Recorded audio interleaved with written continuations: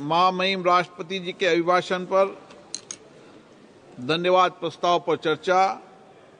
माननीय अखिलेश यादव जी।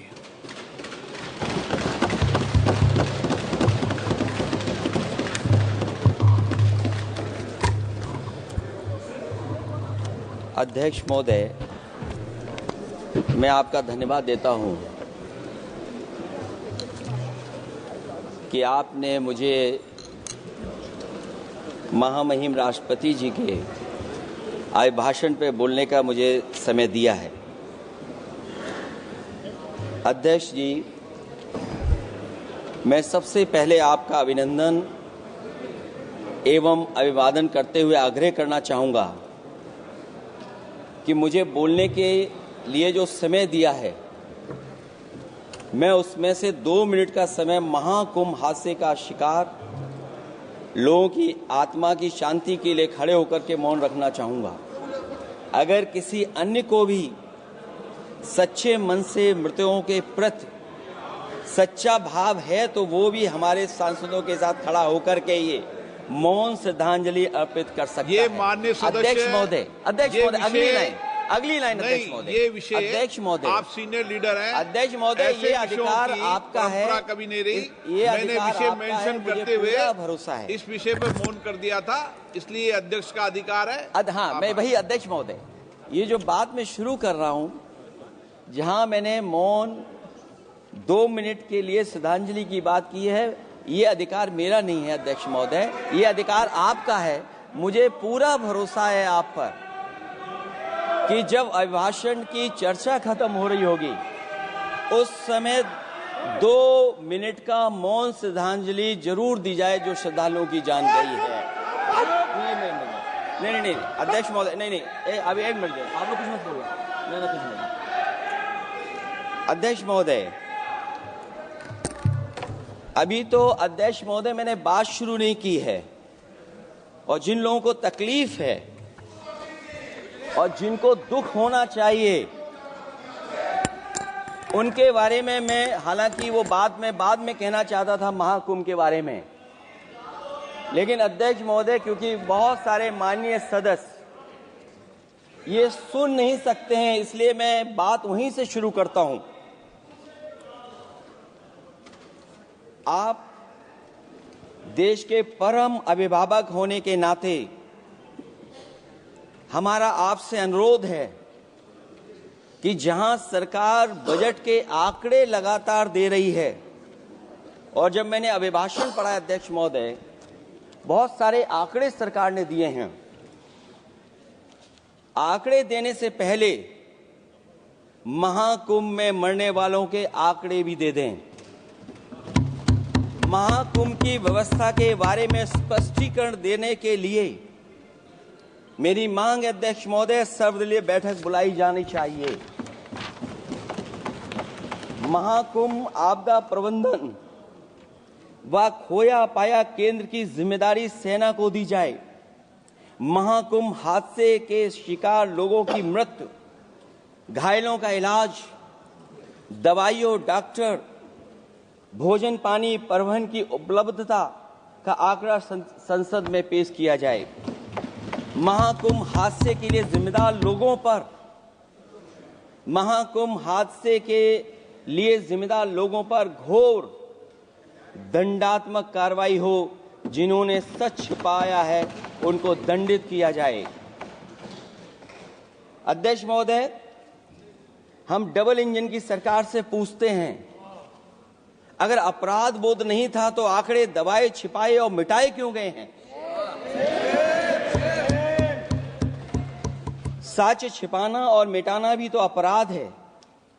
इसका दंड कौन भुगतेगा अध्यक्ष महोदय? जहां इंतजाम होना चाहिए था वहां प्रचार हो रहा था। एक धार्मिक समागम में डबल इंजन का राजनीतिक प्रचार अशोभनीय है, निंदनीय है। इतने बड़े हादसे के बाद कम से कम अब तो वो होर्डिंग उतरवा देना चाहिए। अध्यक्ष महोदय, महाकुंभ की जो तैयारी हुई, जो हम लोगों ने जाना वहां पर, महाकुंभ न केवल 144 साल के लिए ये कहा गया, बल्कि ये भी कहा गया कि पहली बार धरती पर इस तरह का डिजिटल और जो आधुनिक चीजें हैं, टेक्नोलॉजी, उसका इस्तेमाल कर करके महाकुंभ होने जा रहा है। सीसीटीवी, ड्रोन, लाइव स्ट्रीमिंग के आधार पर जिनका दावा था कि वो डिजिटल कुंभ करा रहे हैं, वो मृतकों की डिजिट नहीं दे पा रहे हैं। एक तरफ तो जो लोग डिजिटल डिजिटल डिजिटल अध्यक्ष महोदय कहने को थकते नहीं हैं, लेकिन जब कुंभ में इतना बड़ा हादसा हो गया है तो यही सरकार डिजिट नहीं दे पा रही है। हमारे अपने लोग मारे गए हैं, जिसमें परिवार का हर रिश्ता दिवंगत हुआ है। किसी की माता, किसी के पिता, किसी की बहू, किसी की बेटी, किसी का भाई बहन, चाचा चाची। बच्चों के आंकड़े तो अभी तक नदारद हैं। खोया पाया केंद्र ही लोगों को तो नहीं मिल रहा है। जो खोया पाया केंद्र था उसको भी लोग पा नहीं पा रहे, ढूंढ नहीं पा रहे। अध्यक्ष महोदय, कुंभ कोई पहली बार नहीं हो रहा है।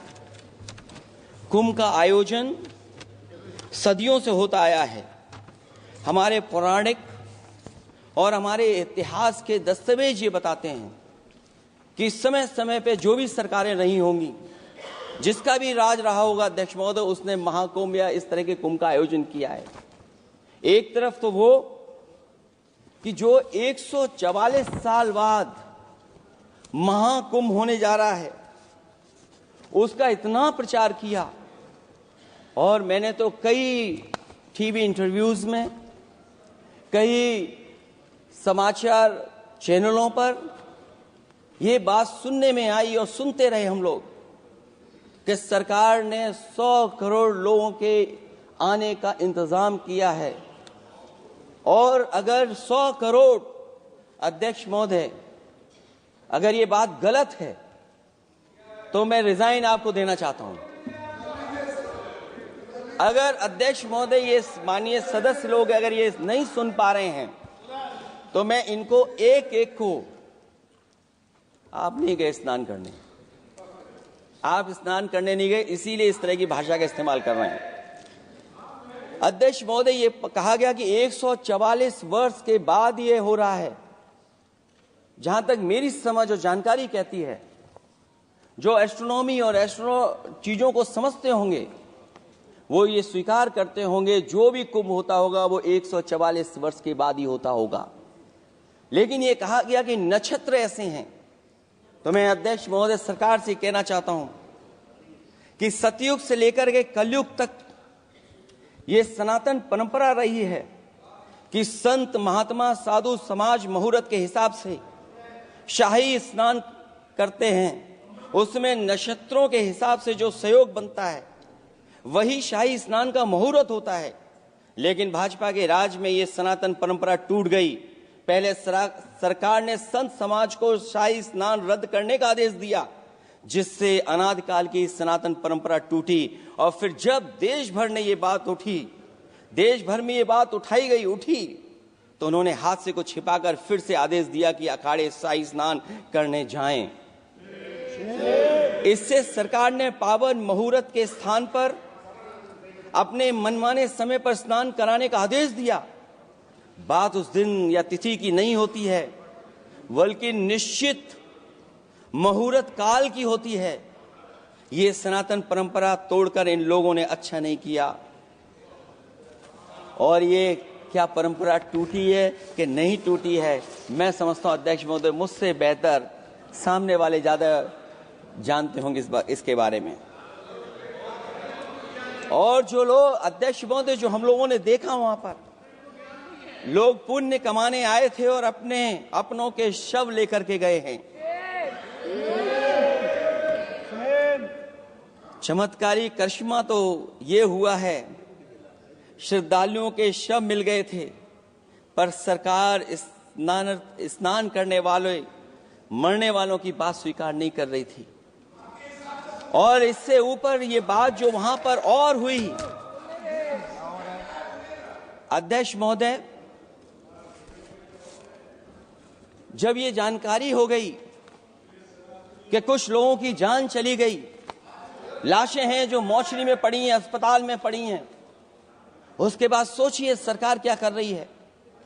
अपने सरकारी हेलीकॉप्टर में फूड भर करके फूलों को डालने का काम किया। सोचिए ये हमारी कहां की सनातनी परंपरा है। मैं जानना चाहूंगा सदन के माध्यम से हमारे माननीय सदस्य बताएं कि जहां लाशें पड़ी रही हों, न जाने कितनी चप्पलें पड़ी थीं, न जाने कितनी चप्पलें पड़ी थीं, न जाने कितने कपड़े पड़े थे, महिलाओं की साड़ियां थी, कपड़े थे, लेकिन उनको कैसे उठाया गया? उन सबको उठाया गया जेसीबी मशीन से, ट्रैक्टर की ट्रॉली से। उनसे उठा करके कहां फेंका कोई नहीं जानता, लेकिन जब उनको लगा कि वहां से बदबू आ रही है तो यही सरकार के लोग छिपाने लगे हैं। यही आपका महाकुंभ का आयोजन था, और हर बात को छिपाने के लिए न केवल ये लोग मीडिया का सहारा ले रहे हैं, मीडिया का सहारा लेते लेते सुनने में आया है कुछ दबाव और कुछ स्वीटनर भी दिए जा रहे हैं जिससे उनकी खबरें बाहर ना आ जाएं। और अगर अध्यक्ष महोदय ये बात सब गलत है मेरी, अगर ये बात सब गलत मैं कह रहा हूं, तो अभी तो नेता सदन को अभी भाषण देना है। और मैं ये बात और कहना चाहता हूं, आप अपनी तरफ से जानकारी कर लीजिएगा। हमारे उत्तर प्रदेश के मुख्यमंत्री जी ने शोक नहीं प्रकट किया था। जब देश की राष्ट्रपति और प्रधानमंत्री जी ने शोक प्रकट किया, उसके बाद 17 घंटे बाद सरकार ने स्वीकार किया। अध्यक्ष मोदी, ये वो लोग हैं जो आज भी कोई सच्चाई स्वीकार नहीं कर सकते। इनका रास्ता क्या है मैं नहीं जानता हूं, कहां ले जाना चाहते हैं। लेकिन जब अध्यक्ष महोदय मैंने अभिभाषण पढ़ा है राष्ट्रपति महोदया का, तो वही पुरानी बातें कि 12 करोड़ शौचालय बन गए हैं, 10 करोड़ गैस कनेक्शन हो गए हैं, 80 करोड़ लोगों को राशन दिया जा रहा है, 25 करोड़ लोगों को मिडिल क्लास में शामिल कर दिया गया।